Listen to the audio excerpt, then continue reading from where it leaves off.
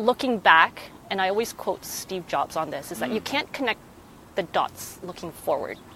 You connect them looking back. And that's completely my life. I had family and friends looking at me pivoting every 2 years my career. Like, what are you doing? And I said, I don't know, I'm just following my gut. I like it, so I'm going to do it. There's a truth to that. Your body and your mind and your heart knows where you're supposed to go. You're just supposed to trust it.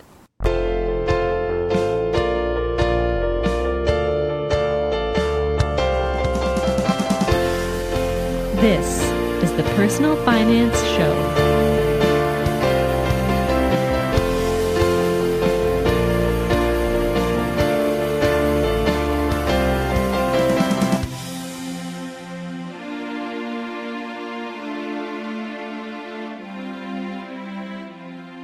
Hi, I'm Bo Humphreys, and this is the Personal Finance Show.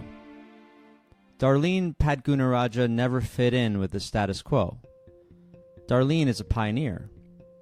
She started out as a registered nurse and is currently working at an agency for financial advisors. This is not a very common career path. Darlene's an excellent example of someone who built her own career path by creating new roles and systems that fit her skills and interests. Just because you started somewhere doesn't mean you have to end up there. Just because a role doesn't exist doesn't mean you can't make a case for its existence. It's okay to reinvent yourself and even take a pay cut rather than stay somewhere that you don't belong. It's only by trying different things and making changes that you're able to find your true calling. Darlene joined me in Toronto in Trinity Bellwoods Park to tell the story of her non-traditional career path and how she managed her personal finances along the way.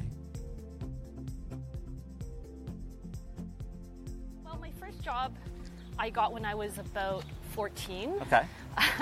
My mom was a nurse, so naturally I hung around the hospital, and my first job was actually in the kitchen.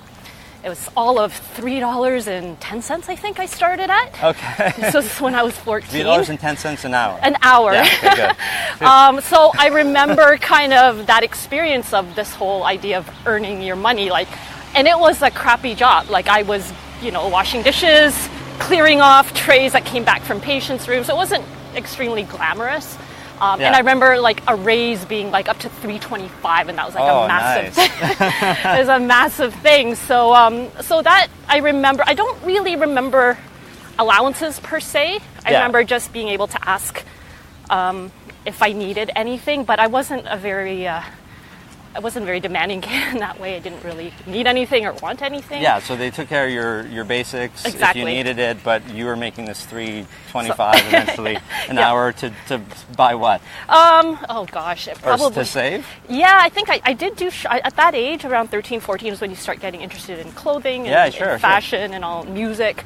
So more kind of that type of stuff, or going out with friends. It's kind of like the age where you start to go to the movies by yourself and become a mall rat a little bit. Yeah. So I think it was more for that type of thing. In terms of my family, and I didn't actually realize this until I was older, and you look back on it in retrospect, money wasn't really talked about. Okay, yeah, so you, just maybe if you needed something. Yeah, but it wasn't, I think I had a sense of, I had an idea of what my parents made. My mom was a nurse, like I said. My dad was a chemical engineer. We lived in a small town of Midland, Ontario. Midland, nice. Yeah, so first, I felt like first visible minorities that ever inhabited the entire town. So there were challenges around that, being, visible minority. You're in a basically predominantly white town, French speaking. Okay, yeah. So that was an interesting kind of context and background to all of this as well. Yeah. And because, my mom as a nurse made pretty good money, my dad made good money compared to more of the blue collar work that was available in a small town. Friends would see me and say, oh, you guys are pretty comfortable. You guys look like you're doing pretty well. Mm-hmm. Especially when we upgraded from a really small side split to a 2-story house. Okay, so yeah. Yeah. So you're doing all right. We're doing all right. And, school for me was paid for. Okay, that's nice. Yeah, so that... So where'd you go? I went to McMaster. Yeah. And how I ended up there wasn't exactly something I necessarily planned on, so when I applied to university, I actually applied to 3 completely different programs because I had no idea what I wanted to do. Okay, what were they? So accounting at Waterloo. Yeah. computer studies or computer science. I can't even remember what school it was. Okay. And McMaster was my third choice for nursing because my mom was a nurse and I kind of caved into the pressure. It was like, just do it. If you get in, it's great. I had a really great teacher that counseled me and said, look, if you do your nursing, it's a very portable career. Okay. You can go anywhere in the world. And Is it really? It's a body's a body's a body. Okay, well, yeah. I can go to Australia and be a what about nurse. regulations? Oh, Australia, but it's other countries. Yeah, other than passing exams. Sure. And now they're making it a little bit easier for nurses to cross over. I think the NCLEX, which is the American version, and the Canadian, they're trying to kind of consolidate that so there aren't so many. Interesting. Yeah, okay, so nurses can move over. It is portable. It's portable. It's international. It's kind of like an international job, just like a doctor. Or Yeah, that's great. Yeah, it's not like accounting where you have completely different rules. Yeah, and you do have. Yeah, it is kind of restricted by country. Eh? Yep. So you had these really different options, like accounting versus nursing, for example. Yeah. I did accounting in university, and there's no way that I could do nursing. I wasn't there. But you had both of these parts of you. Yes, and I knew going into nursing that I wasn't planning on staying in the clinical field. There was a lot of options. So this, going back to the teacher that counseled me, he said to me, look, you do your nursing, you get your degree, first and foremost. This was before degrees were mandatory. Yeah, okay. And he said, that degree will basically open up everything else you want. You want to do accounting, you do business with your nursing. You do administration, you do hospital, admin. of course. There's if you want to do tech, go to the tech side. Although that wasn't really talked about back then because this was back in '93. And, the internet was barely alive back so maybe then. the computer studies or whatever it was called wouldn't have been the best one at that time? No, it was. Just early days. It wasn't the thing it is today in terms of an sure. option. You could kind of. It didn't look as. The opportunities were not as open. Yeah, right now it's like golden. Like exactly. take programming in your mobile app development or whatever. Yeah, like my son, take a STEM class. Perfect. Right? Okay. Yeah. So basically, I ended up at McMaster because I basically got early acceptance. Okay. I got guaranteed residence. Nice. And what my teacher had told me kind of sunk in. And I was interested in healthcare. I actually thought, well, if I'm going to go through healthcare, I might start off with an undergrad in nursing or science, and then have the option to maybe pursue being a doctor. Okay. So that was kind of something in the back of my head. If I like this, if I like dealing with people, kind of, face to face, this might be something that I could have as an opportunity once I'm completed. So. That's probably a good one to choose because you're right. Like you could apply the accounting to healthcare and stuff. You can't really do the other way around. That's right. So if you're interested in one, do the one where you can then add things to after be in administration or whatever you might want to do with it, or like run a hospital or run a clinic, which is what you would be qualified to do, especially. Yep. Yeah. Business is like an add-on. Yeah. Kind of like I chose it as my main thing, but it's everywhere. Yeah, exactly. It's like how tech is now. It's like you add tech to whatever industry and you can basically maneuver your way through. So tech is now everything. Yeah, we were talking about that when I was talking with Brian Daly, right? Recruiting, and I was thinking recruiting for tech positions, and he's like, tech positions are everywhere. Yeah.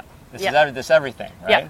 So you ended up then. So you're an RN. Yes. So I'm a registered nurse. I'm actually now, because I haven't been in the active practicing class, I'm actually in a class called non-practicing. Okay. So I still basically pay for the right to say I'm an RN, but I'm not actually. If I ever wanted to go back, I'd have to go through a series of.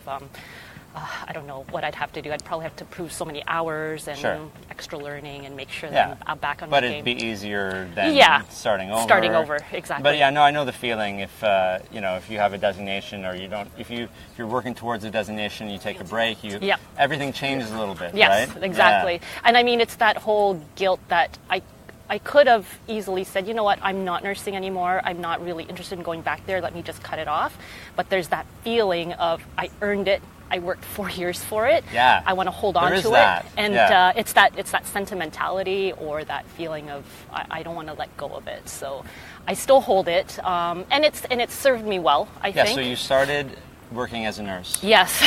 So you right away? So the 4th year of nursing is a really critical year because in a lot of ways it basically shapes in most cases, the career path you're going to take, what specialty you're going to take. Okay. So at the time, the most coveted placements in fourth year were emergency and labor and delivery. Oh, okay. And I got both. Oh, nice. I got both, which was amazing.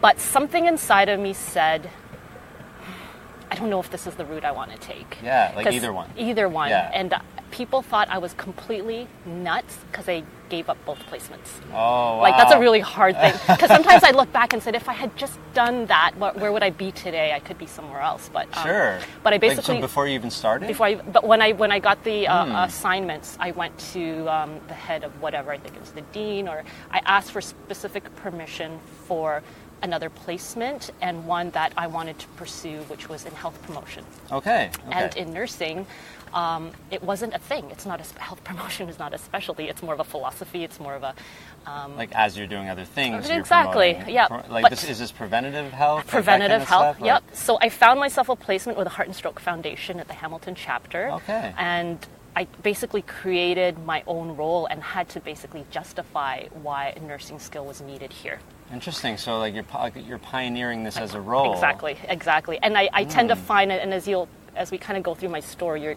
we're going to find that that's where I tend to end up. You're in pioneering. In pioneering, creating. Because you have these ideas of what you want to do, and it doesn't fit with the status quo. Exactly. Which I totally respect. Totally. And it's important to have, like, how else is something change? Exactly. If there isn't somebody thinking, you know what, I don't really fit into these cookie cutter roles that you have. Even something like nursing, which everybody kind of accepts as, yep, this is people's bodies are like this. Yep. You're going to be this kind of nurse. You're going to be that kind of nurse. Right. No, and there's a very vanilla view of nursing. Interesting. So unless you're actually in the field or in the industry, you don't know like the breadth of what you can actually do as a registered nurse. So that's what I did. I got this role, and I feel like I worked really hard to try and mold it into something that other students could follow in. So it's like I wanted to establish something that, yes, this is nursing skill, this is nursing knowledge, this is why we need this type of professional in this particular role. So in the Heart and Stroke Foundation at that time, they were actually in their first year of putting together this health promotion committee provincially. Yeah. I got on that committee, funny enough, and I was part of the stroke prevention program thing. It was so far back, I don't remember, but I remember going to a provincial meeting, like a 22-year-old sitting at the table with these other people talking about how we're going to build this health promotion committee and make it part of the the Heart and Stroke's mandate. It's not just, yes, we're raising funds, yes, we want to do research to help and treat, but now we need this really important arm of preventing. Exactly. And they weren't really focused so much on that. No, not back then. So this was again it's 97. Yeah. So you got to be in the ground floor. Floor of that, and then I left. And then after that, my rotation ended, and I kind of moved on. And then actually, a nice segue into my next term was actually advanced cardiac care, which I really enjoyed. First off, my dad had heart problems. It runs in our family, so I had a really keen interest in, if I'm going to specialize in anything, I want it to be in cardiac. Okay. And so also it close took to home. Exactly, and it required a lot more thinking. Like, I'm more in my head than I am. Like, I'm a terrible hands-on nurse. Like, you would never want me to draw your blood. Yeah, okay. You don't want me to put a catheter in you. You don't want me to do any of that stuff. I can walk you through it. I can teach you. I'm very good at that. And I can strategize. But to actually, physically do it, that's totally my mom. My mom was, an excellent bedside nurse. We all have our strengths. Exactly, and I'm more than happy to admit that. So I went to cardiac nursing. I loved it because, again, it was an analysis, like looking at heart rhythms and determining what the problem is based on seeing what I'm seeing. I went and did a course in advanced cardiac life support, so like the paddles and all of that. I'm very critical when I watch Grey's Anatomy. Yeah, actually, they're pretty good. They're probably one of the better ones. But I've seen just like Little Misses. Does this become your specialty? No, so moving on. So after I graduated, and while I was in my fourth year, I actually took a job as a first aid instructor. I was wondering, are you getting paid at all yet? Yes. These are just placements. You're not so getting these are paid placements, yet, non-payment. But now you take a job in first aid? Yep. So I actually, one of my classmates I noticed was teaching around campus first aid, because in a lot of courses, especially in health science, you need some sort of first aid if you're going to be going to a clinical scenario, right? So I said, hey, how did you get this job? She goes, oh, talk to this guy. He has a company out of Mississauga. And basically he hires university students to do first aid training. It was a great little business model he had. He trained university students. They got paid like $10 an hour. Okay. There were bookings. You basically take the booking and you were basically touring university campuses to try and do that. And I eventually moved into advanced camp first aid and CPR, and I got to tour Ontario and do all the camps, like the counselors. Nice. So it was a lot of fun. Oh, that's really cool. Yeah, it was really cool. So wait, that's a different job, or that's what it evolved into. Okay. As I left university and realized, so I did get a clinical job at Western Hospital, on Bathurst. Okay. And I hated it. Oh, here? In Toronto. It was my first job, and I said, okay, well, I should get into clinical. I figured even if I wanted to take a path down the road that wasn't clinical, I needed a clinical foundation. Okay. Because so that's a credibility. You need a credible base. Sure. If you want to teach, you want to do admin, you have to understand the ground floor of how to do something. Absolutely. So I did that, and I hated it. Every time the phone rang to pick up extra shifts, I would ignore it. So in my head, in my heart, so you could I was really feel it. I felt like this is not the right you kind of move. knew from the beginning almost, but I thought I could suck it up and do it, and I said, you know what? So there was a critical event that just made me say, you know what, this is not for me. I got to go. I think it was New Year's Eve. First off, it was already terrible that I had to work on you have to work holidays, and because you're bottom of the rung when you get hired, you basically have to take all the shifts that nobody else wants. Okay. So I'm working like midnight on New Year's Eve. I don't even remember if this was New Year's Eve, but that's the thing about being a nurse or working in a hospital is shift work. Somebody's got to do it. Somebody's got to do it. You have to be there. Can't for just the we're closed. No, we're closed tonight. No. Sorry, come back later. It's not like financial advice. It's a long weekend. My computer's off. My phone is off. I always tell people personal finance is not urgent. No, exactly. Exactly. So I'll probably take 3 days to get back. Exactly. Yeah, and then you can tell people that, and they're like okay with it. Yeah. When somebody needs them med. It's a very different industry. So you're not loving this. I'm not loving it, and so I remember one night I had a patient, really old woman, really elderly woman, frail. Again, this was kind of a hybrid floor. It was cardiac patients who were urgent, and then they come to our floor once they've stabilized a little bit. The other half of the floor was whatever was left over in the hospital that no one can take. Like it could be gastrointestinal, it could be whatever else. So there was a skill set that you needed to be a bit of a jack of all trades, but you also needed to know enough about cardiac to kind of take care of this other cohort of patients. So this old lady, I remember, you do your rounds, you do your vital checks. And she was really not responsive. I was trying to wake her up, not responding. And I'm fresh, I'm new. I'm like, let me check a pulse. Okay, I don't feel anything. Respirations, no, I don't want to call a code. So I'm like, okay, I got to call a code. This is someone's life. So I called the code. And, crash team comes. The lead physician is there. And I'm outside of the room, just kind of waiting to see what happens. And she comes out. And she tears a new one off of me. Okay. She's like, she did not arrest. She had a heart, although very weak. Okay. Maybe it wasn't my experience to be able to feel for really thready, almost non-existent pulse. But in fairness, I was nervous. And so it was there. It was there, and she was there, and they still needed to treat her to kind of, help her out, but it was not a true code, it was a false code. Okay, so you kind of wasted people's time, is that what they call it? Yeah, it was a waste of time, and, just basically the worst. Yeah, they were upset. It was like the worst thing that you could ever happen. Better than not, better to err on that side than on the other side. I think she's fine, and then she's dead. So for the rest of the shift, I was so nervous, and I kept checking on her, and she still really wasn't responsive. I'm like, okay. Yeah. I went back again like a few hours later. I'm like, she really, I was shaking her. I'm like, Mrs. Whoever, please wake up. I don't want to have to call another code. Oh, man. And it did turn out, there was a shift change at that point. And I found out the next day that she did die that night. Oh, wow. Okay. So I wasn't too far off. Yeah. She was on her way. But there's nothing they could have done. Right. She was declining. But the saddest thing, I got a call from the family the next day, and the only question they asked was, was she alone when she passed away? And that broke my heart because she would have been overnight. Yeah, right? It was overnight, and it's just by chance if you happen to be there when you're doing rounds. Well, yeah, you're not going to be there all the time. And I said, I don't know if I can do this. So you're just realizing this whole thing isn't for you. Yeah, this is not for me. This doesn't make me feel good. And this is not where my strengths lie. And also, as a side note, I had really bad eczema on my hands, and hand washing is like all the time. Every room you leave, and I was like dying. Okay. And like you don't want like somebody with like rashes on their hands. So there's emotional, intellectual things, and also physical barriers. There seems to be a lot of things pointing you away from this. Right. If we could pause for a second Sure. and talk about so you didn't have to pay for school. No, what happened though was I did get OSAP to help my brother. Okay, so now you're working the $10 an hour thing, and then you get a little more money touring the campsites. Yeah, maybe a little. Yeah, but now this clinical job.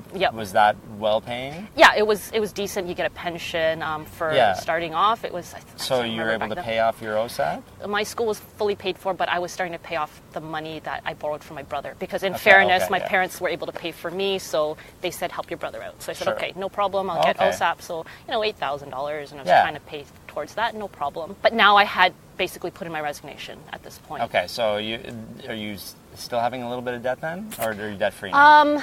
I think it was a little bit, like I was living in a rental, like a really shitty rental in like the bowels of Mississauga, like no elevator. And working at Western Hospital. Yeah, so I was commuting, and I think at this point I was getting like my first car.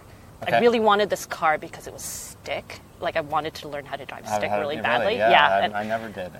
It's the best thing because now I want the car to drive me. I love when people say, "Oh, I need somebody to move my car, but it's stick." I'm like, "Yeah, I got it, no problem." And people make that assumption that nobody knows how to drive. Yeah, stick anymore. And a lot of people don't. Yeah, so it's awesome. So it is kind of an awesome privilege. Yes, a friend of mine can do it. Yeah, it's like cool factors. Yeah. So debt. It was like I wasn't saving yet because I wasn't at the point where I had like a lot of extra to save. I was just trying to get by. I was still paying off some debt, and so you're not in a bad place. I'm not in a bad place, but not necessarily in any place to start saving or investing, or thinking about your future or anything like that. You're kind of, this is in the now. You're about what, 25, something like that. 20. Yeah, so it's still early 23, 24ish. Yeah, 24. And so you resigned. I resigned, and my first thought was, oh my God, I just wasted 4 years. I just wasted a lot of money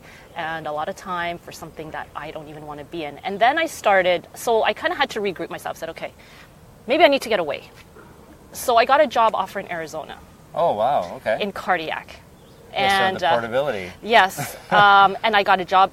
They basically interviewed me. So at the time, there were a lot of cuts in nursing here in Ontario. Okay. And the majority, I would say almost 80%, maybe 80 is high, and I'm making a presumption, but it seems like a lot of my friends that I went to school with went to the States. So I have a girlfriend that's still there in California. She has a family there now.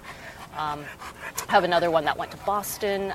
So there was a ton of opportunity in the U.S. Okay. I got the job interview. I got the offer with like bonuses, and we'll move you here. And I said, okay, this is great. And I reflected on that. Yeah. And I'm like, okay, Dar, is this really what you like? You're just kind of jumping out of the fire into like another frying pan. You already decided you didn't want to do nursing or whatever. Exactly. So I turned it down. Okay. I didn't go to the States. Yeah. So what I did in the meantime to kind of find what I needed to do, I temped. I was the most overqualified temp. We're talking about reception work. Reception work, like packing mail and opening and like answering phones. So you're starting from scratch. I started from scratch. Wow. I was really humbling, but at the time I knew, let me just use this time to think. Okay. And see, I got a ton of job offers. Would you be our receptionist full time? I'm like, no, I think I'm good. Yeah, I know, right? This is just a pit stop. You're the best one we've ever had. Pretty much. Yeah. It's like, wow, you're so organized. Your critical thinking is like on point. It's and you just keep taking everybody's temperature and pulse and stuff just instinctively. Exactly. The guy almost had a heart attack. But I was really good. So funny enough, I had a lot of fun organizing like like if they had a computer system, Yeah. had a lot of fun organizing files and finding ways to make things more efficient. So you do have an administrative side. I have to an admin side, which you weren't really. Well, you were able to do in your nursing, right? Yeah. I mean, you have to document. There's paperwork. There's a lot. Lots of paperwork. And back then it was all handwritten documentation. Okay, yeah. So in addition to the hellish shift, you're staying an extra hour and a half to 2 hours to catch up on all your documentation. Sounds like being a teacher. Yeah, pretty much. Yeah. And it's not overtime, it's just part. And when you're Why is it? Like all of these public service jobs, like we're helping people, like, you know, a lot of people get to do their job and then leave at the end of the day. No, and not with nursing. You're having to do more, and teachers have to do prep and like all of this stuff. It's just like the thankless jobs too, right? And Nobody's there's an emotional toll too. Like you don't always get to leave behind the emotions and the thinking, and you know, you leave just like that old lady. Like I left her not knowing what was going to happen to her. Yes, it's something you can't really avoid, right? You can't and you can't take it home with you. Exactly. That's tough. And burn out even quicker. Right. Yeah. Emotional. And it takes a really special person to do that job. Like it really does take a specific personality. Yes. So I temped, and I eventually fell back into healthcare, healthcare, with a company called Assure Health Management, and what they were was an adjudication organization for group benefits, which was really interesting. Okay, so what does that mean? So basically, they brought me on in a role called research nurse, and because of my health promotion background with the Heart and Stroke Foundation, there you go. Everything is for a reason. And during this temp time, I actually also acquired a certificate in wellness, health promotion, as well as occupational health. So you're still growing. I'm still growing. I'm still going to school in the healthcare field. In the healthcare field, but really, I really thought my road would lead down wellness, health promotion, that kind of thing. Yeah. I took tons of courses in nutrition and fitness and all of that stuff. These are the things that interested me. Exactly. More about, you know, self-preservation and let's take care of the person before they get sick and try to save the healthcare system on this side of it, right? Yeah, that's great. Yeah, so I was doing that. So when I finally got this position, I was so excited. It was an amazing position. It was a desk job, but the amazing thing about it is now I felt like I was doing something I was really interested in. So what they had asked me to do is create 10 health promotion programs that would be sold to like a Great West Life as part of their benefits package. Yeah, of course. So smoking cessation, added value. Yeah. So when you're an employee and you have a benefit package with your employer and it's with Great West Life, part of your package would be this health promotion program, for example. And if you're a smoker, you'd go through this 10-week program or whatever, or a calling and support program, whatever that looked like. This is what they wanted me to build out. Okay. About 10 of them. Smoking was one, and there was another one on just like treatment, best practices for treating H. pylori, which was like ulcers, type of ulcer. So it's like a treatment specification. Maybe something that people who work at desks will get? So it was really addressing 9-to-5 corporate jobs. Exactly, like people who are there tend to have a higher incidence of these types of symptoms. Okay. So how can we address it? And part of the, I guess, quote unquote fun for me, my nerdy side got really into this, was the data mining and data analysis. So now we were getting reports on how employees were using their drug claims. Oh, and now you can start to find patterns. It's like, okay, all of the the codeine, and then you start to look at, okay, even though they went to 5 different doctors, you could see that their benefits code follows a pattern of codeine and opiates and whatever the case is. Okay, so what, you're finding an addict? Yeah, you're finding patterns, and it wasn't up for me, but you could recognize them, and then you start to develop, okay, in this industry or in this cohort, this is probably the type of program that we might want to implement. So that's basically what I was there for. I was there for about a year and a half, 2 years. Okay. And developing these programs. Yeah, and on the side, because it wasn't something I could do full time necessarily, it did take up 100% of my day. I also was assigned to different companies as an occupational health nurse. So go in, basically help people through workers' comp, try to get them back to work. So kind of nursing light. Nice, nursing light. Nursing light. You could still do your nursing, but not as intense as it was before. And this felt a little better because now I wasn't actually having to deal with like really strong clinical stuff. It was like, okay, you've been hurt, you've been off. How do we help you get back into it? How do we assist you and support you? And you're always kind of like the bad guy because you have to represent the employer, which basically just wanted you to get people back and not losing more money. Yeah, is there a conflict there? Like you're trying to be a nurse and well, I guess you have a Hippocratic oath sometimes. But then you have these capitalist demands. And that's the art of occupational health nursing, is to be able to balance both sides. Wow, so I was there, got some really interesting, and then my teaching with CPR and all of that kind of came into play, because now I can also teach employees. So it all kind of, worked out. But again, still not making me jump out of bed. Yeah. And are you making any money? I am. I've got to fear. Like back then, decent money now? I think it was like $40,000 back in 2000. Okay, so 40 grand, maybe your costs aren't as much. Yeah. And I was still in an apartment, so there was no mortgage yet. Yeah. But it goes back to your parents didn't talk about money. Right. So what was your philosophy on money at this point? Like, I'm spending it, I'm just earning it to pay my bills. Yeah. I'll save what I can. Yeah, so a boyfriend that I had at the time was really keen on going to these seminars on RSPs. And life, like I had a life insurance agent approach me. Sure. And mentally, you're working for Great West Life. So. Yeah, mentally I was not ready to talk about that stuff. Okay. I was still so focused on, let me figure out my career, because I can't deal with money stuff until I know what I'm actually doing and how to plan for that.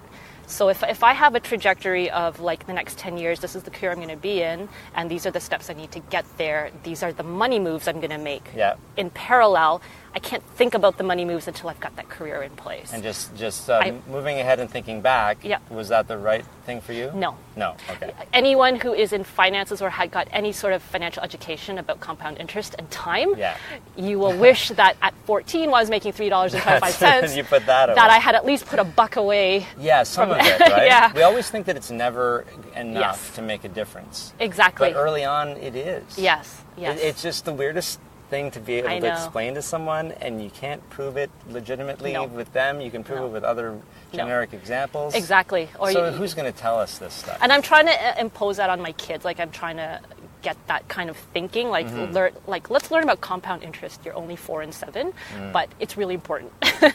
So if you get it started early. I still don't think that we can make people. You can plant as many seeds as possible, but I still haven't figured out a way. Yeah. I don't think there is. No. To make people do something they don't want to do. That's right. If they're not, even if they could be looking at all the evidence, and they're just not ready. Right. It's like life lessons. You could watch 10 people go through the exact same issue, but until you do it yourself. The parallels to health are crazy, aren't they? Yes. It's like you've probably seen, well, especially in cardiac, so many people. Is it preventable? Are a lot of heart conditions preventable? Absolutely. I mean, there's definitely a genetic component that you have to work your way around, which means you have to be a lot more diligent on the preventative stuff. Yes. Knowing, obviously, it's the stuff that you hear all the time. It's not rocket science. It's your diet. It's your exercise. I think movement is the most underrated. Like people, walk around the park. Exactly. You can't run away from your fork. So I love that saying, because it doesn't. People think, oh, if I just work out, I can eat whatever I want. It's like, no, you actually have to think of it the other way. Interesting. So it's you can't run away from your fork. Yeah. So you can't just focus on the activity part of it. That's right, and think that you can get away. That's right. Yeah. Because I run so that I can eat donuts. Yep. I don't know if that's the best thing. Not that I eat them for every meal, but it's like a reward for me at the end. Exactly. And not all the time. But there's the psychology of food, right? People are treating it as a reward. Yeah. Why is food a reward? It's not nutrients. Because they do it as a child. It's like, give them a lollipop even the dentist does it. Here's a piece of candy for taking good care of your teeth. My dad would never do it. Did you get a lolly from your dentist? My mom ran the dental office. She would never give it. No, now they give out sugar-free gum. Yeah. At the very most. Yeah, maybe it wasn't the dentist. I think it was vaccinations. That's what it was. Oh, that's it. Yeah. The doctors will do it. Food is a reward. It's a thing. Like, why don't we go for a run as a reward? I know. I know. What is I guess play. Play is a reward for kids. So that's activity. So that's nice. At least that has that framing. But when we're older, what kind of you get to go maybe play a game, play hockey. That's right. Or you get to go out and play. Maybe that's a good reward. Yeah. It's like, but we need to. Maybe that's one of the ways to do this, right? Reframing everything. Exactly. And not having food as a reward, just like having it as you need to have this to be healthy. Exactly. But you can't tell somebody if you do this and this and this, right, you'll be able to prevent this heart attack you're going to have when you're 55. Exactly. Yeah. I wish. You wish. If you could only see, then people would be able to correct. But so the finances, heart conditions, it's like, what do? You can just you do your preventative stuff. Yep. So that's why you're focused on all this promotion. Exactly. Because it's all we can do. It's what we have in our control. Yes. And it's an investment. I was looking at it from not only a personal and physical investment, but also an investment into our general economics of the healthcare system. Okay. Like if we could, and this kind of leads into my next job. Sure. Yeah, there you go. Job number, where are we at? 3 of 10. Lost count. We're going to be here a while. So at this job where I was at doing this health promotion stuff, I had a colleague come up to me with a newspaper clipping. She's like, Darlene, you got to check this out. Okay. So it was a newspaper clipping looking for registered nurses to get into telehealth. Yes. So was telehealth not a thing? Telehealth Ontario. Oh, I was the it's first. Just starting. What? Just starting. You were the first one. I was one of the first nurses they hired. Wow. We went through a rigorous 2 to 3 week boot camp, and so basically this program was already implemented in New Brunswick. Okay. And the it was first. Yeah, eh? and okay, it was. She had established it there. The stats were excellent in that they were actually making a difference in waiting rooms. And just to kind of backtrack what telehealth was, is that it was a call-in center for patients across the province to access a registered nurse to do a triage and an assessment on the phone to determine one of 4 what are called dispositions. 1, you need an ambulance right away. Yep, I'm connecting you right now and Yep. it's on its way. Second, you need to go to an emergency room within the next 4 hours. Okay. Make your way there. I will fax your notes and get there. Third, you're okay. You still need to get this looked at, but it's not urgent. Go to a doctor within 72 hours. And then fourth is you're perfectly fine. Just take care of it yourself. Yeah. Here's some steps. Here's some symptom relief. You don't have cancer. But call us back if these things Even happen. though the internet told you. That's right. This was around the time where the internet was telling us things. And people were like hypochondriacs. And, yes. Okay. But actually, our most common caller was really new parents. Yeah. Fevers. Of course. It was. I actually had that protocol memorized. It was like fever, diarrhea, vomiting. All of that was like ingrained. So I could tell you exactly what the treatment protocol was. So basically what it was is now you've got these nurses who have never, in a lot of cases, taken keyboarding, not very tech savvy, and you're now bringing them in to a call center with a headset, a computer. You take away their sense of sight. You take in terms of being able to see the client. That's the whole thing about being a nurse. Exactly. It's to touch, in person, it's to see, yeah. to get a vibe. Now you've added an additional skill set of you better know how to type fast. You better get through the protocol quickly, run through it, listen, pick up the nonverbal cues. So it was a whole new specialty. Yeah. And I loved it. So this is me. This is you. This is You've me. You've been waiting for this. I've been waiting for this. It was the marriage of technology and healthcare. And I started off as a nurse on the phone. I did hundreds, probably thousands of calls over a period of how many years I was there. And then I basically moved into being a supervisor, manager, and then an educator, which is where I wanted to be. I wanted to be at that point in time where this new nursing specialty was coming to life, and I wanted to be at that point where I was making a difference in this specialty. Who would you educate? Where would you go? So nurses would be applying. Mm-hmm. So a lot of nurses that came in to apply were kind of heading towards the retirement. Maybe they had some physical ailments that didn't allow them to do bedside nursing, but they have a ton of knowledge. So much nursing experience that they maybe can't use. Yeah. And their intuition has clicked in. So much. So they can listen they and say, I know exactly what this is. Oh, what a great skill to develop. Yeah, too. exactly. But, okay, so the opposite challenge of that are these are nurses that are typically older. Of course. So now there's a little bit more. So you get 2 cohorts. The younger nurses that are, I can do this fast, I can get through protocol, but they didn't have the nursing experience and knowledge built up yet over the years. And then you have the other cohort where you have very experienced nurses. You could get them on the phone, they could talk, they could figure it out, but they couldn't catch up on the documentation and the protocol and everything. So that was a really interesting group to train. And they had to do it all on themselves. Like you couldn't have like a younger person listening and doing all the typing. You could. So did that happen? Yeah. Sometimes? So part of the training, like before I would let somebody off and on their own, I had to sit with them and make sure that the key questions were being asked. Like first of all, very base, make sure that this is not an emergency. Yeah. Let's get through that first skill set. Like, you know that this is not an ambulance requirement, and that you could get through that first part. Exactly. And then once I felt comfortable people can get through that, okay, now let's start to refine where we're going with this particular client. And according to provincial standards, there was a time limit. Okay. Yeah. 10 minutes and less was ideal. And you had nurses that could do it in an average of around 7 to 8 minutes was a good average to be able to get on the phone, listen to a problem, figure out what you need to do, and then get them off and get the next person. This was also in the heart of SARS. Oh, wow. So we had like literally 24-hour callback times. Just give people a little breakdown on SARS. So SARS was that respiratory, I guess, what would you call that? That was like an epidemic that kind of spread across the hospitals in the GTA and I guess Ontario, where it was extremely contagious. Healthcare professionals were sick, patients were dying, and it was something that they really needed to get a handle on, and there was public panic about this. It's like, okay, do I have SARS? Everyone I'm coughing. Just thinks they have SARS. Or I have to take my child to the hospital. I really don't want to because what if I get SARS? Oh, that. Okay. Right? So telehealth. Telehealth Ontario. And not only were we doing assessments, but we were also an information referral system. We were redirecting patients to pharmacies, and we were really starting to integrate into the healthcare system where we were now faxing, super technologically advanced faxing to hospitals. That note I just created is going to end up in the emergency room at Toronto Western. Okay, yeah. So that was super cool. And also to be able to start to integrate with the family health networks and that were starting to come out. Taking you seriously. Exactly. Everybody's sort of understanding the value of this. Exactly.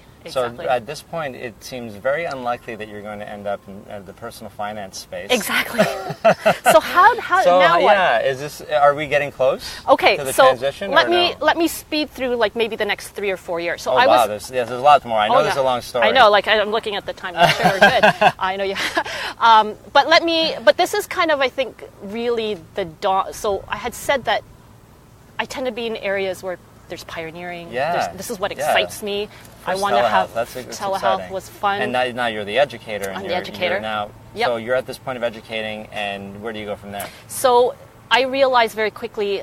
Now my personality is that I always need to be learning. Mm-hmm. If I've always said if I could be a professional student and just like audit courses on university campuses across Canada, I would just do that. I just love taking in knowledge. And it's your next job. I actually thought I end up being a professor. I actually really thought I would end up in academia, and it didn't happen. And two of my best friends in high school actually ended up being professors on opposite sides of the country. It's never too late. I know. It still could happen. After I was there for 4 years, I realized there's not much more movement for me here unless I get into more of the executive management stuff, which I wasn't really interested in. That's right.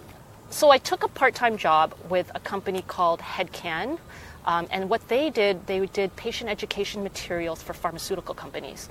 So when you go into a doctor's office and you see those plastic molds of hearts and bones, or you see like the neat flip thing about teaching you about your heart medication or whatever that is, or the GI. They needed somebody educated to help make that. Right. Yeah. So I was at a company that created all of the prototypes and the patient education material. So they brought me on as called a research nurse for some reason, to basically create patient education materials for pharma companies. Okay. So non-branded and branded. So pure patient education, this is your body, this is how it works, this is why you need to take this drug, versus branded, here's the drug that you need to take. It's called Plavix. It's going to help your blood. So there were two sides to this. Yeah. So that was really interesting because now I got to be really creative.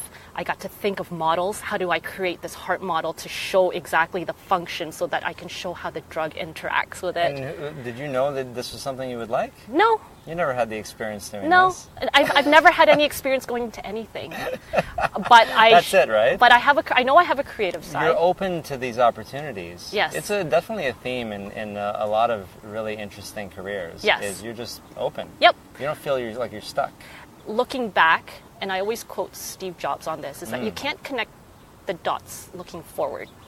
You connect them looking back. Mm-hmm. This was his speech, that convocation speech for Stanford. And that's completely my life, is that I had family and friends looking at me pivoting every 2 years my career. Like, what are you doing? And I said, I don't know, I'm just following my gut. I like it, so I'm going to do it. That's great. And I always feel, and I'm only realizing that there's a truth to that. Your body and your mind and your heart knows where you're supposed to go. You're just supposed to trust it.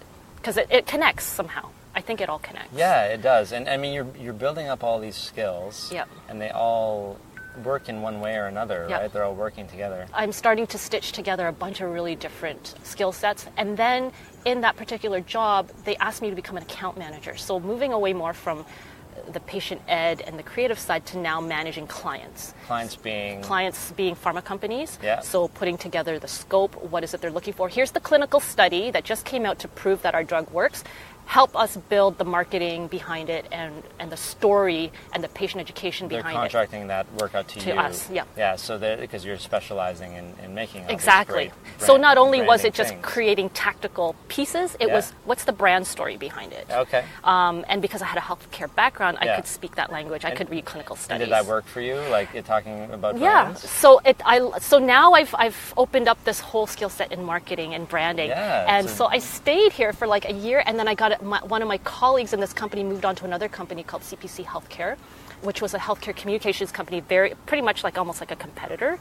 But it brought me into a role that was a lot more heavy in strategy. It was like a senior account manager position, and I was now having clients like Pfizer, Janssen, and the big ones. The big ones. I was traveling across, GTA. So this sounds like it might be some big money for you. It was. It was funny because I think this is where I started to go up. I was closing in on like a 6-digit. Yeah. Right. And it was also the year that I got married. Okay. I got a condo. So you bought a condo? I bought a condo with my husband. Okay. We had no kids, so I was really free to kind of pursue this career. You had saved up a down payment for this condo? Yeah, so I had, so back in 2000, when I had gotten my job with telehealth, I had bought a condo at that time. Oh, nice. So I got out of that dingy... So you had saved up money throughout then? Exactly. Okay. I had, and you know what, condos back then, oh my God, I think my condo was $120,000 in Mississauga, Eglinton, Ontario. And what, like 5%? I think it was like $1,000. Okay, so it was very accessible. It was so accessible. Okay, so it wasn't like you had to save up tons of money to do it. It was easy. I'm like, oh my God, home ownership is so easy. But you took this opportunity. You're crazy. Anybody would say I know. So easy. Wow. That was 2002, 2003 when I bought my first legit home. Getting in early, right? Exactly. So that was your investment. That was my investment. Yeah. That allowed me to flip that and buy the next condo with my husband. Great. So we lived in Richmond Hill. And are you still very basic in your understanding of financial products? I am actually. In that transition phase, when I was at CPC Healthcare, my money story kind of aligns here, and my financial career kind of aligns here. I had a high school student reach out to me after years, oh my God, years and years. And he's like, Dar, I've been looking for you. I'm like, okay. And he goes, let's connect, let's chat. And I said, yeah, I think I really need to talk about finances. He's like, okay, because he was in the financial services industry. And I know you're very candid about your background of like the addiction and stuff like that. Yes. I just had a ton of money stolen from me from a woman that befriended me. Oh no! In the condo I had just bought. She was like a Filipino woman, and I actually don't tell this story very often. I think you're probably like maybe the third person I've told, but I think it's an important piece because she befriended me. I was going through like a really horrible time with a relationship. Really negative relationship I was trying to figure out how to get out of, and she just she came in with this spiritual angle. Yeah. You need to. You were desperate for. Yeah, I was looking for something. I was looking for a friend. I was looking for somebody I could confide in, and she was totally all that for me. Gained my trust, and long story short, she had like a business venture that seemed legit, but so I invested in that. Gave her way more than I probably should have. And I don't even want to say the number because it makes me kind of sick to think about it. Totally fine.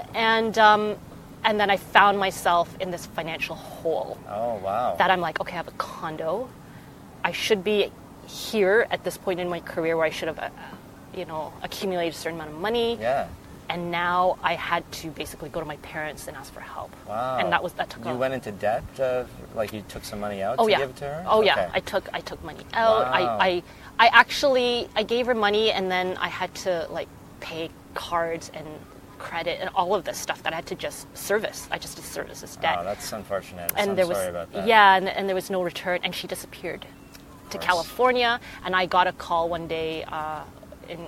I had somebody, the husband that she married also was in the same boat. He reached out to me and said, hey, there's a case being built for her in California. They actually just arrested her.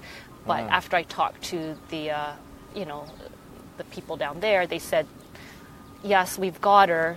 She has a pattern of this, but unfortunately, nothing. You can't do anything.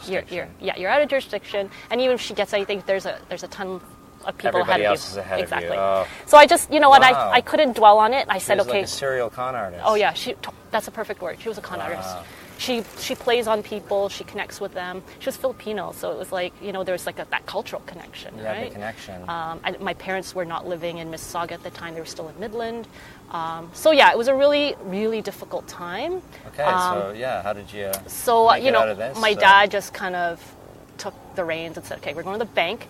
You have equity in this place. So I basically did a remortgage. Yeah. I had equity in it, so that was fine. And then I just basically, I just paid everything off. Okay. I worked to pay it off. So you're working hard to move on. Yep, to move on. And at the time I met my husband, and he was super supportive and helped me out of that situation as well. And yeah, so that was like a huge lesson for me. And I had a girlfriend at my work that was telling me, Dar, you're being an idiot. I don't know, but It's about risk. It's like about risk? Definitely about risk, and it's like what we said, until you go through it, the lesson doesn't kick in until you go through it. And now I'm very... Why do we have to go through these things? I don't know. I'm a very trusting person in a lot of ways. Yeah. And when it comes to money, I think people choose to be more optimistic than not. So when something, even though seems too good to be true, people will still want to believe that. It's like that's the lottery winner mentality. Yeah. Why is that? Yeah, because they haven't had experience to the contrary. Right. That's and this the was main really, thing, isn't it? Really after, like I left home at 19 to go to university, but university is still kind of a bubble. This was really my first time really being on my own. I had my own place. Yeah. I had a job, and now I was learning to be an adult. How do you become an adult, and how do I plan for all these things? And again, if your parents say, maybe your parents went through something like this. Oh yeah, we gave money to a friend once, and if they would have discussed that with you, maybe if they did go through it, they would have felt embarrassed, so they wouldn't have talked to you. Yes. Or maybe they didn't go through it. Yep. But you would have at least had a story to say, let me maybe think about I should be a little more suspicious. Exactly. Like anything. So the more we talk about it. Right. Right? You talking about this right now will help somebody listening. I hope so. Right? That's why we talk about it, right? Yes. So if you're wondering, like, oh man, this is hard to talk about, what's the value? That's the value. Yeah, and I've had people react specifically to the things I've said, and their life has changed a little bit. Right. So it does work. Yes. So just hold on to that. Everything works out in the end. We go through these things to help ourselves, but also exactly. others. You go through it. Like, you really do just have to go through it. You have to go through the pain. You have to go through the lesson. You have to go through the learning. Yes. So when my friend appeared from high school, it was kind of like, oh, the timing's perfect. I need a financial education. Sure. I need to get my stuff in line.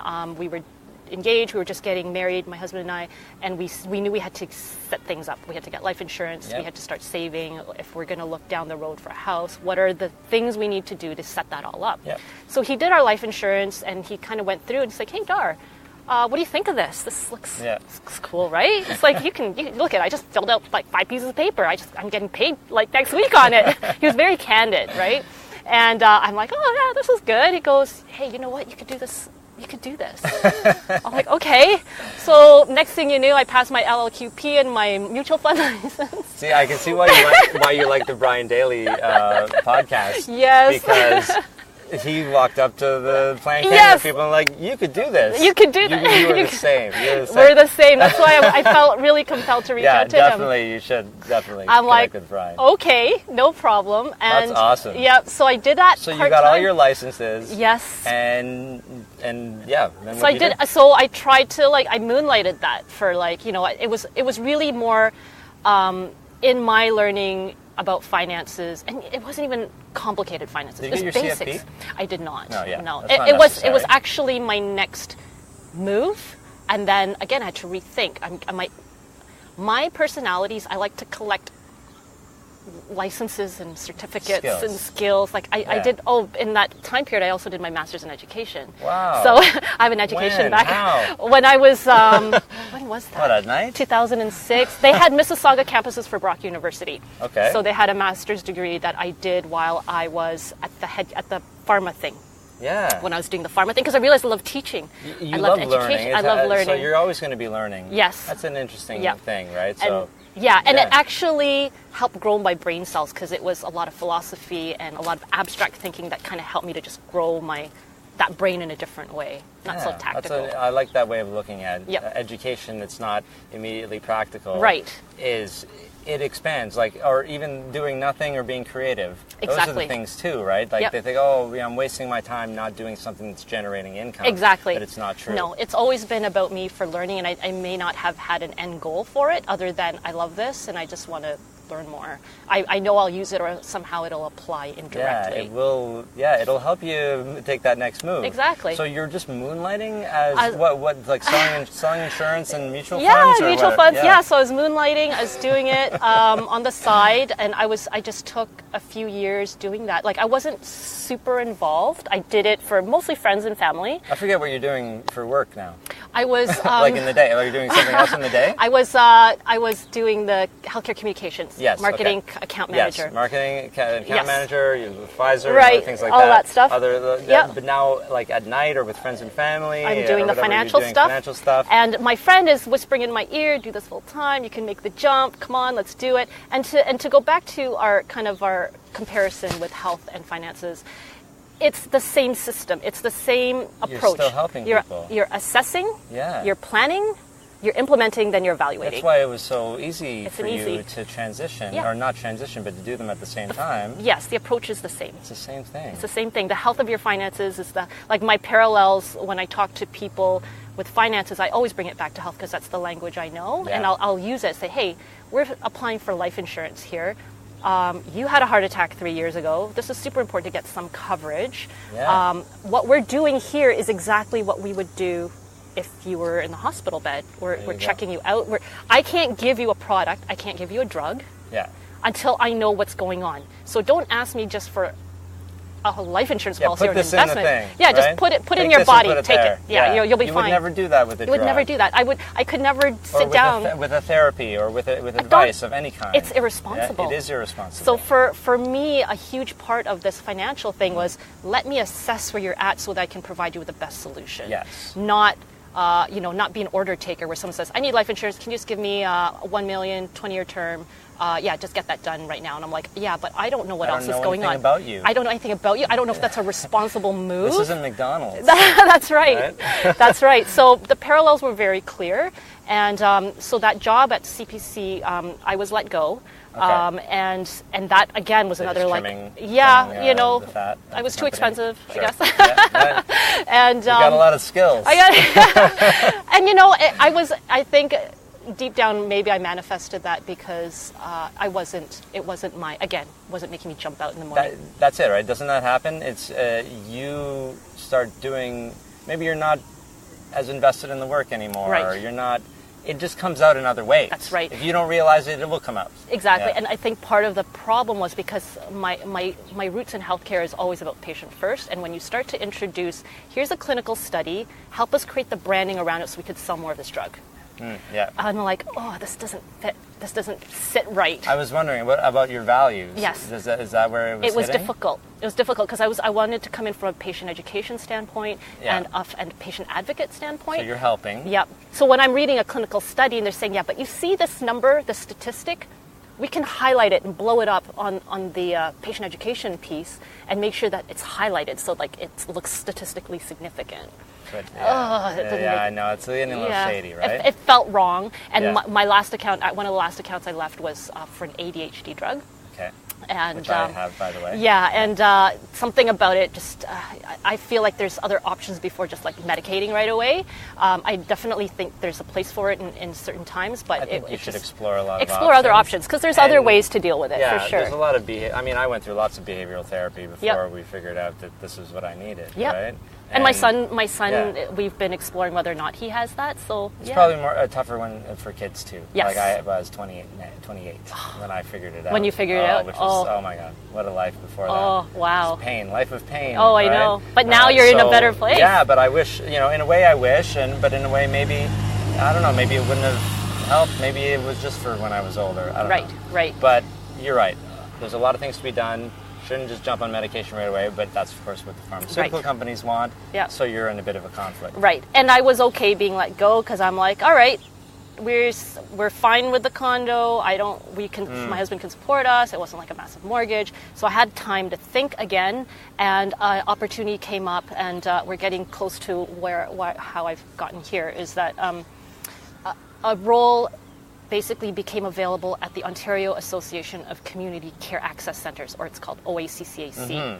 It's now called HSSO because they've turned it around. Okay. But basically what it was is it's a publicly funded organization to help with home care. So people who require coordination of services in the home, let's say after they've been discharged from the hospital, I need a nurse, some equipment to get there, and an OT or a PT to come in 3 times a week. So basically OACCAC was the head office to manage all the little offices across Ontario. Okay. So best practices was coming out of here, funding was coming out of here. But what they found was that there was about a dozen legacy systems, tech legacy systems being utilized across the province that didn't talk to each other.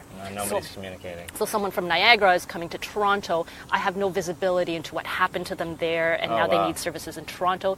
So basically, with the inability to find a common vendor that could basically tie all this in together, they said, you know what? We're gonna create a technology part of our organization, and we're gonna build our own. So from scratch. From scratch. Okay.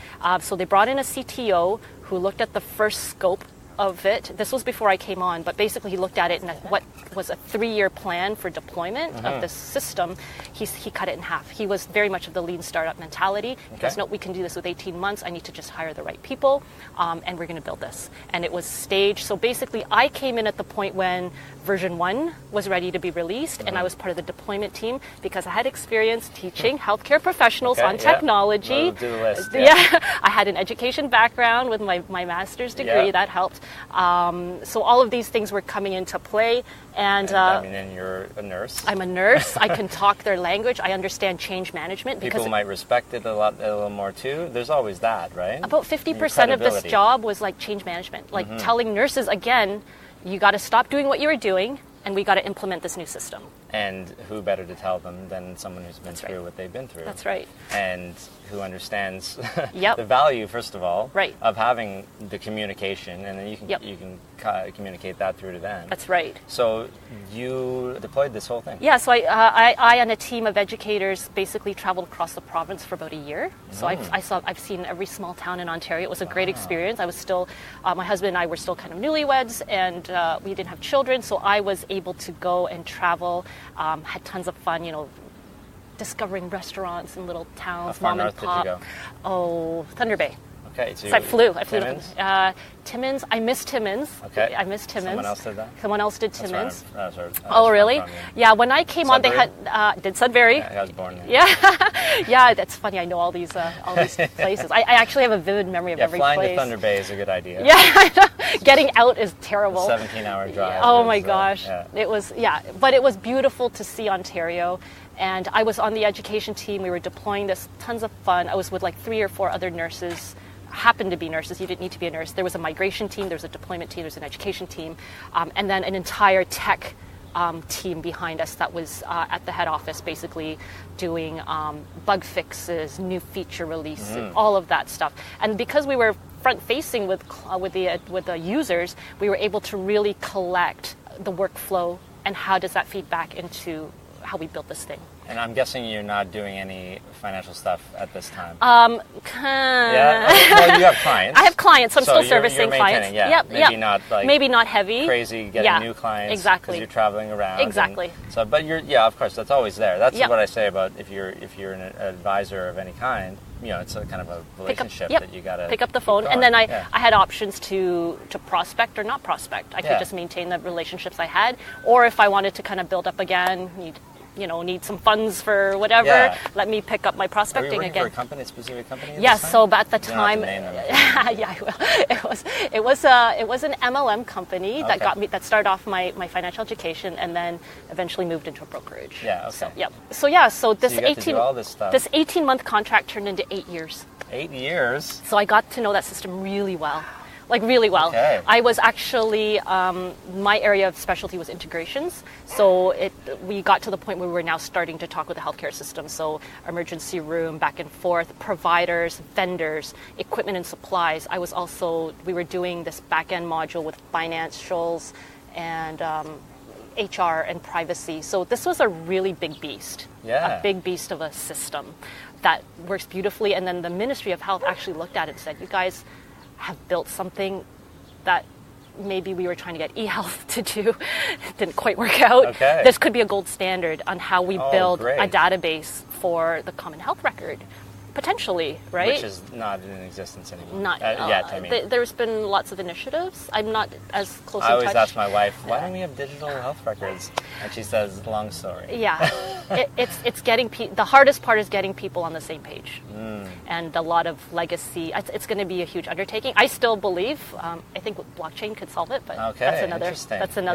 Yeah, maybe we're getting closer to it, right? Exactly. But you kind of built something that could be seen as a nice sort of base for where they could get started. Exactly. Or give them ideas. It was purely a patient management system that talked to multiple offices, it was team managed, it was group managed, you had tasks, you had calendars, you have financials, everything that you need to build, it was in there. It was a beautiful system. We had 2 floors of tech that built this. So now you're in tech. I'm in tech. Which you were never in before. Except for telehealth. Telehealth you started. Sort of. Yep. I mean, in that you were using computers. Yeah, I was using, yes. But this is building a system. Educating on it and really learning about more. I'm not a coder. I'm not anything like that. No. I could have been if I took that. No, but there's a lot of different roles to be played in a tech company. Right. And workflow was big. Yeah. Workflow was a big piece of it in order to you can build features, but unless you know how it all works together, that's so important. Yeah. Yeah, because we say the people who code can't really talk to people and vice versa, right? Yes. So you do, there are people. Yep. Bill Gates probably is one of them. Yes. Who can do both. Exactly. Right. Run the business and look at the code. Yep. But I like the story so far. Even we haven't even got to your current role yet, because it just says that you could have just been a nurse in a hospital for 40 years, right? And maybe people think that that's what they're getting into when they go to school. That's right. To do something, and it doesn't have to be that way. It doesn't. You don't have to be a lifelong learner like you. You just have to be open to opportunities and adding on little pieces here and there. Yep. To eventually find out what it is that you want or what it is that you're good at. Yep. And that's what you've figured out, right? Yes. Do you have a summary? What is it that you're good at? I have an idea in my head, but you probably could describe it I mean, better. if I had to do a really quick summary, because I think it simplifies it too much, but that's a good point.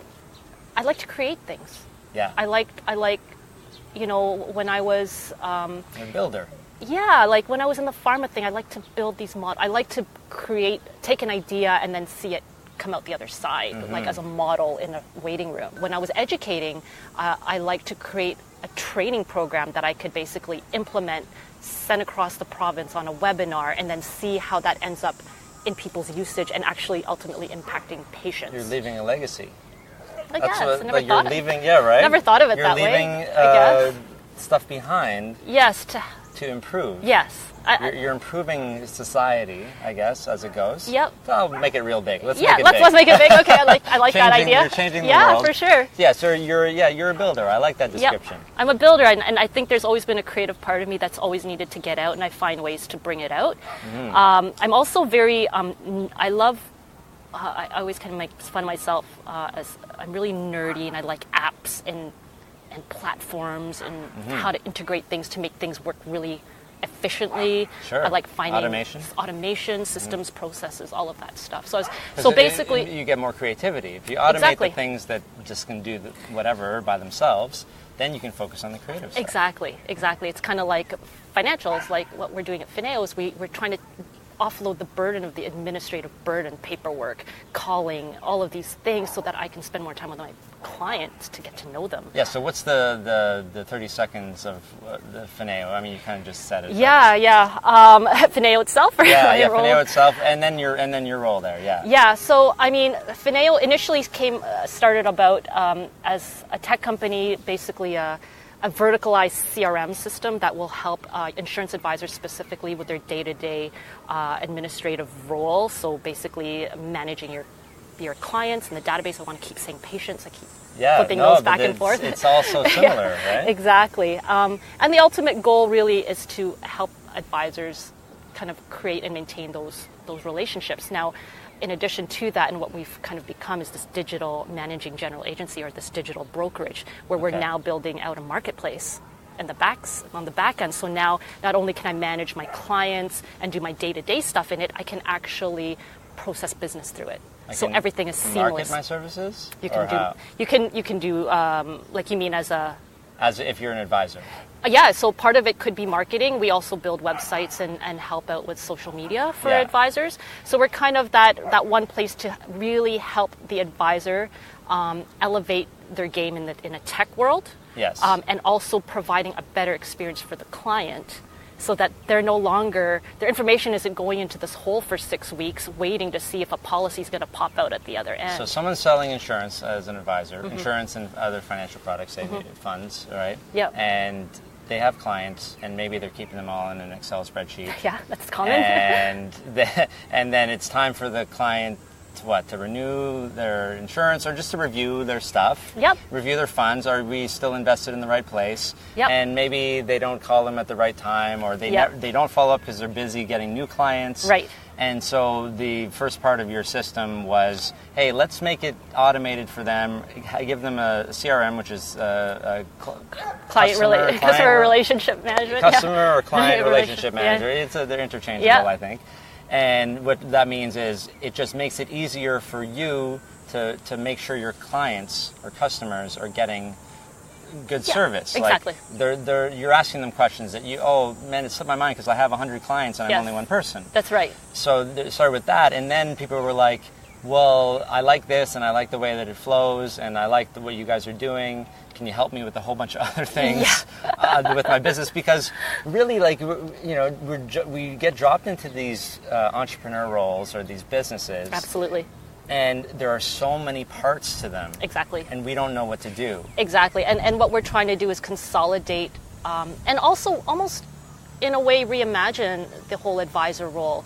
Students right now coming out of like a Seneca College or a Durham College are kind of learning in a legacy system of this, kind of similar to what the 59-year-olds that are retiring, what they're doing, and they're not necessarily prepared yet for a digital industry.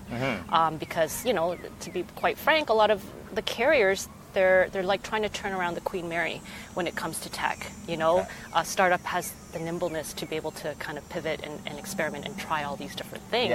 And really our role right now and our job right now is really listening to the advisor and say, what do you do in your business? How do you do it?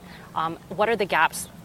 What are your goals, and how can we support you in those goals? So some of the key things that we recognize were that advisors are not getting the support from their traditional brokerages and agency in terms of building their business, being an entrepreneur. You have the licensing and you know how to do a plan, but no one is going through with them how to build that business, how to create metrics, how to actually be very tactical to make sure that you're hitting your income goals, right? Yeah, they're not. They're just saying sell our products and be a salesperson.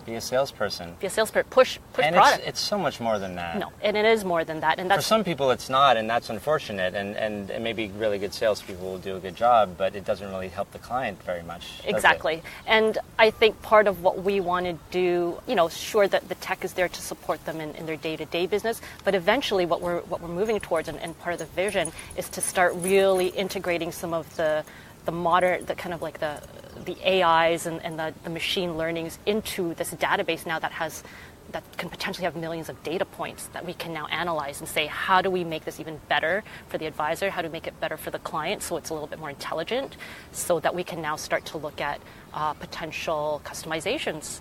So it might look at behavior of a client, or like things that they have or have bought, and then be able to make recommendations that are very specific that maybe the advisor wouldn't think about right away, or let them use that data to drill down a little more and ask better questions. Yep, it's pattern recognition. We need more of this. Yes. And we're not all geniuses. No. Like, I want to ask the right questions. I want to be like, oh, how did you learn about money? What did you know about money? Like, how do you feel? What do you want to do with it? Exactly. But maybe I'm not hitting the right point. Exactly. With a client, and we haven't got there yet, and there's still so much. They're still confused about what's going on. It could be as simple as, hey, you have 40 clients that are small families with less than 3 children. One works at this salary, one works at this salary.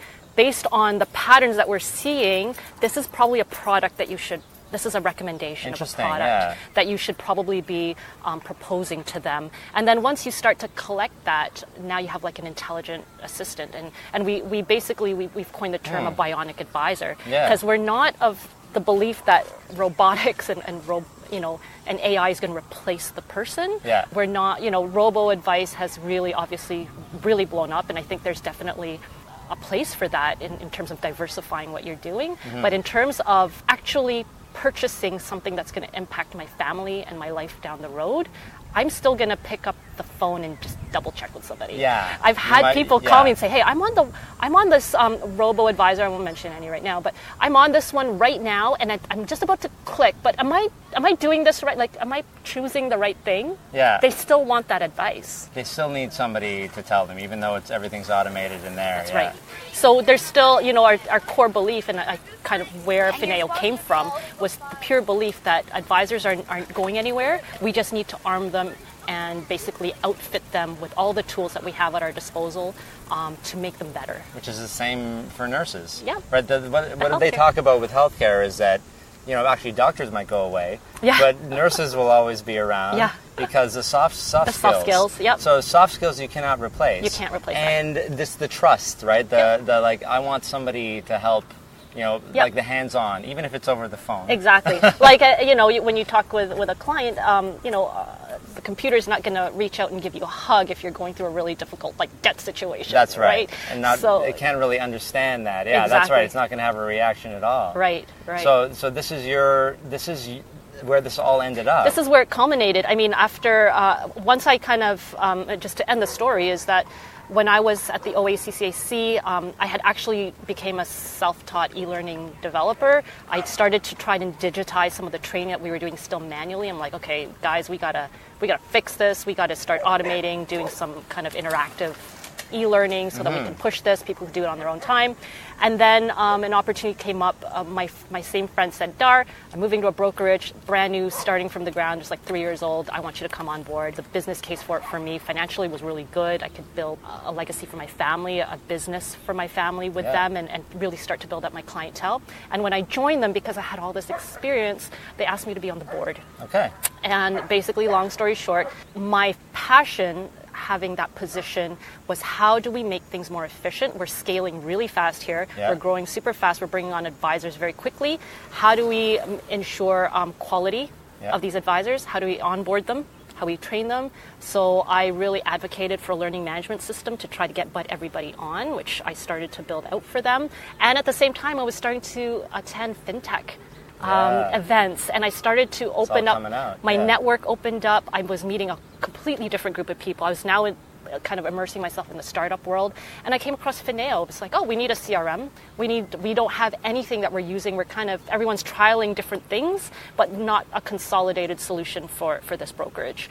And I came across Fineo, and I trialed their platform before it became an MG. I was kind of really just testing out the tech, and because I had so much insight from before in my other job with how I felt things should work, purely all opinion. But I feel very strongly about intuitive usage and workflow, and a lot of the things, again, parallel. There's tasks, there's calendars and meetings, there's a client database, there's a profile, there's integrations. So after I think we kind of joked that I gave probably about 10 pages of feedback. And then after some conversation, collaboration, I fell in love with the team, really loved their vision. Ali, the CEO, said, why don't you just come work for us? That's great. So that's how it all ended up. This whole long entire story ended up here. No, but we need to hear it, right? Because it shows how building all of these skills really leads, and being open, and also being passionate about creating systems and learning and growth. Yep. Leads you to this. And if you didn't have the need to make things more efficient, and I'm saying leave legacy, which we just realized, but to build something that is going to work. Yes. Right? Yep. Exactly. This is good. Yeah. Well, that's a good way to end it. That's how it all came about after that long, drawn-out story. No, I apologize. I like the story. Do not apologize. I love it. So, well, thanks for sitting with me in the park today. Yes, beautiful day. Right? Perfect day. The rain cleared just for us? Exactly. I think I got a second layer of a tan. Yeah, exactly. And I got to move on to downtown. For sure. Absolutely. But, Thank you. Thanks for coming. This is great. And, Fineo. Yeah, Fineo.com. Fineo. It's a free FINAEO.com. Yeah, it's failure is not an entrepreneurial option. Oh, I love that. I didn't even know it was an acronym. I know. It's not well known, but that's amazing. It's a good way to remember it. Okay. And free CRM to any advisor who wants to try it out. Great. That's perfect. Okay. All right. Thanks, Bill. If you like this episode, please subscribe to the podcast on Apple Podcasts or wherever you're listening to this podcast right now. If you're already a subscriber, thanks so much. Please let me know what you think of the show. You can email me at bo@bohumphreys.com or tag me on Twitter at bohumphreys. It would be nice to know who's out there and who's listening. Thanks so much for listening to this episode of the Personal Finance Show. Next week, my guest will be Rona Birnbaum, financial planner and personal finance expert.